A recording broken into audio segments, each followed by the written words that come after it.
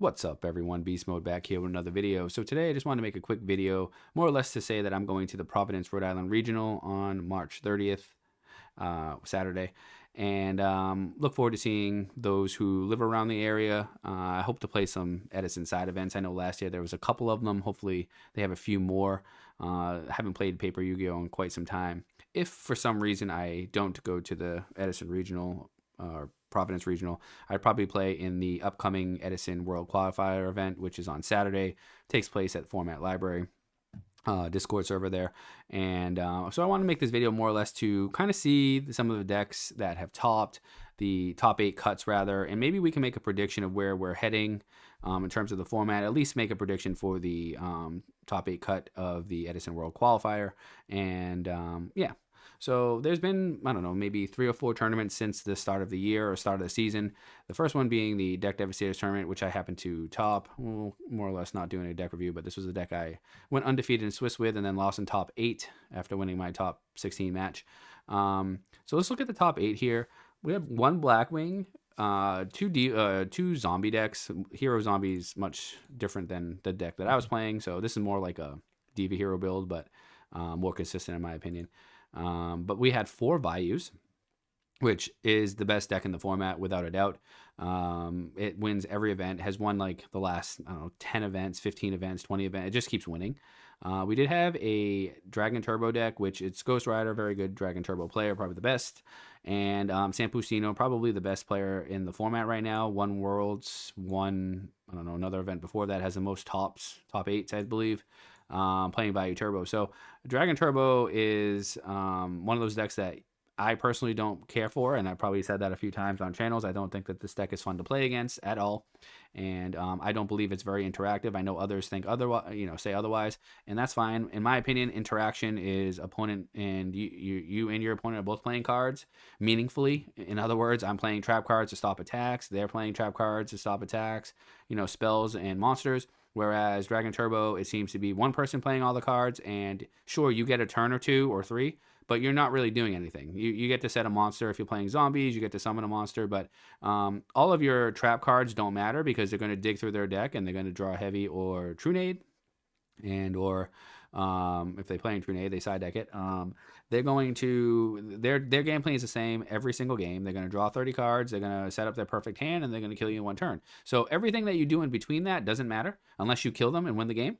And, there are a couple cards that you can put on the board that you feel like you're doing something, like you side deck a Diner against them or Vandy's Fiend, but they just side deck in more Lightning Vortex, and they're going to see their side deck cards more consistently than you will because they draw 55 cards a game.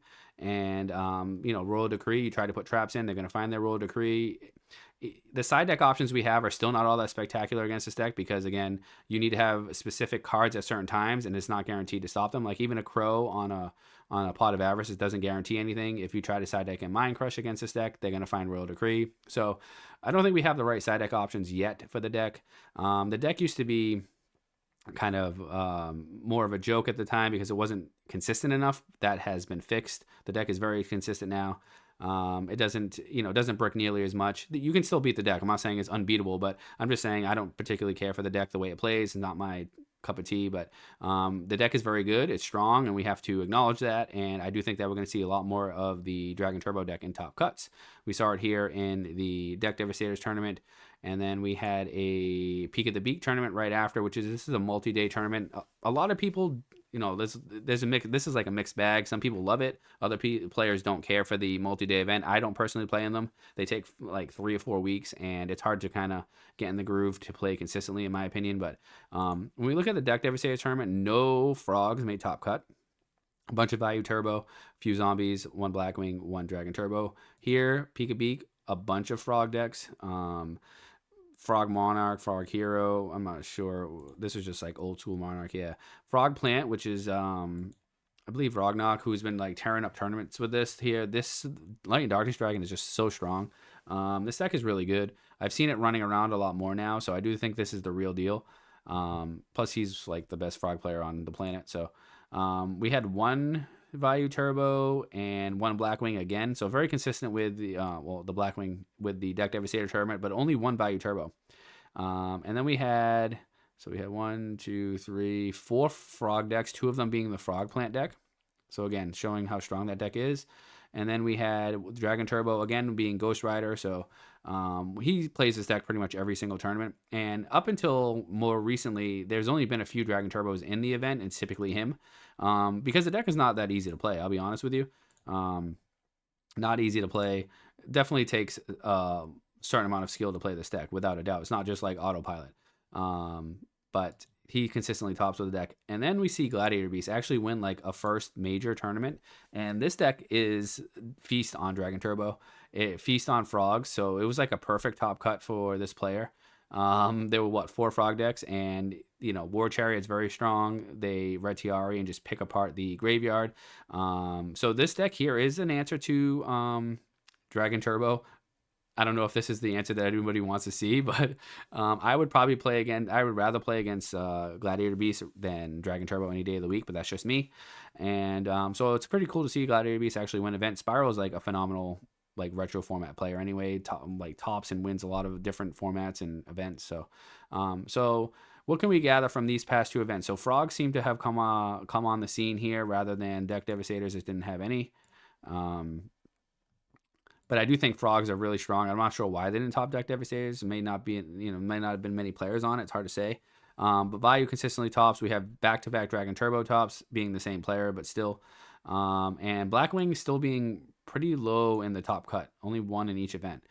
That brings us to our first RBET of the season, which our top 8 consist of Frog Plant, which is Rognok again, Frog Hero again. So we have 3 frogs here. And we have a zombie, which was the Instant Fusion zombie.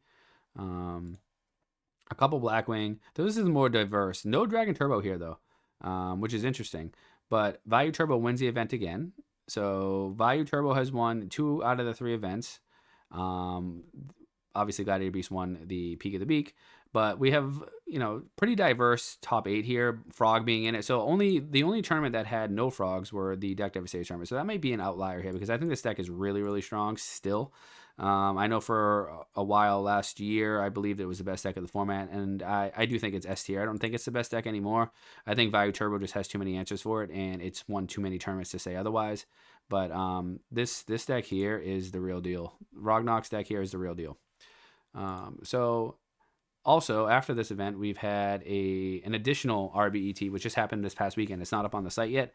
We had a couple cool decks in the top cut, which were 2 Christia Sworn decks, which, interesting enough, came out of like nowhere because that deck hasn't done anything in a while. But there were far more Dragon Turbo decks in that tournament, from what I could tell. 1 Dragon Turbo deck did make the top cut, and I think Christia Sworn is like a fairly good matchup against that deck because of how explosive it can be. Like if Dragon Turbo gives you 2 or 3 turns, most decks aren't able to kind of OTK it out of nowhere. The reality is, even if it gives you 2 or 3 turns and they're drawing a bunch of cards, they always get to draw that Trag, and the Trag is like crazy big in terms of stats, so you usually can't OTK through it. But Christia Sworn is able to make big boards with Christia. Let's search for a Christia deck, and it can make the big boards with Christia, and then they aren't able to drop the Trag. So I do think that Christia Sworn is probably positioned well right now, because if people want to start playing Dragon Turbo, then I think that they will be able to beat it. And again, I don't know the matchup in and out. I could be wrong with that, but just by looking at both decks, I just feel like this deck can play well enough into Dragon Turbo. Because like most people say, Dragon Turbo does not win turn 1 unless it has to draw like godly to do that. But it usually takes a couple turns, and in those couple turns, the question is, do you have an out to winning the game, or do you have a chance to win the game? And even Blackwings have a tough time winning the game, even though they're super aggressive, because of the fact that Trag is usually dropped, and Trag can be like gigantic because they play Reckless Greed and everything, and then it's just hard to run it over. But Christia prevents that from happening. So if this deck can, again, it doesn't play the Wolves, but Hydro Pump's build did play Wolf, which it makes it even more explosive. So when you're milling and then dropping Wolf and Christia, you can really just blow them out of the game before they actually get to do their whole combo and draw their cards. So I think this deck likely will top again in the future. I wouldn't be surprised if we see one in the top cut this weekend. I think Zombies is still, it's pretty obvious it's a tier below everything else. Without a doubt, it's it's definitely an A tier deck, but does not top at the same rates as these other decks do. Value Turbo is going to make the top cut, probably win another event because it's been like the 30 events in a row it seems to win. I do think we'll see Dragon Turbo in top cut. It's just becoming extremely more popular. It's not an easy deck to play. You definitely just can't pick that deck up and try to win. It just goes to show you how good Ghost Rider is. Consistently tops with the deck, but I see a lot of people picking it up because they see how powerful it is. It plays like a current format deck, really just does not care who sits down in front of you. You're just going to play your deck, and that's going to be it. Blackwing, I feel it's very surprising to me that Blackwing did not actually top this last RBT, and I know the lists are not up here, but it did not make the top cut, and I feel that that's very surprising because in War League, literally everybody's playing Blackwing. It's nonstop Blackwing value in War League. I know last year it was like Diva Beat, or sorry, Diva Hero Beat, and I think a lot of that last season was because it was just a lot of new Edison players. A lot of GOAT players are coming over to play Edison War League, and that deck is pretty much easy. You can just pick it up and play it. The deck is extremely linear. There's not much to it, and I think that was one of the reasons why it was so popular, and it's supposed to have a decent Blackwing matchup, but this season it just seems to be all Blackwing and a lot of value as well. And people are just playing like the decks that win. They're opening up Black Whirlwind constantly. Value is obviously known. It's the best deck of the format, so people playing that as well.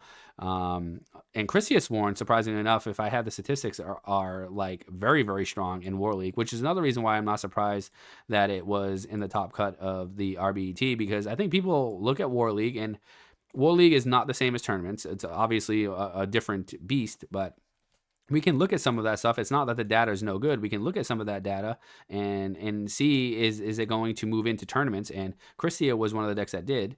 But Blackwings for some reason did not make the top cut of the last RBT. So again, I don't know how many played or how highly represented it was, but I would say this weekend, keep your eyes out for Dragon Turbo without a doubt, Value Turbo 100%. I would expect to see some Blackwing. Frog is going to make its way back into top cut.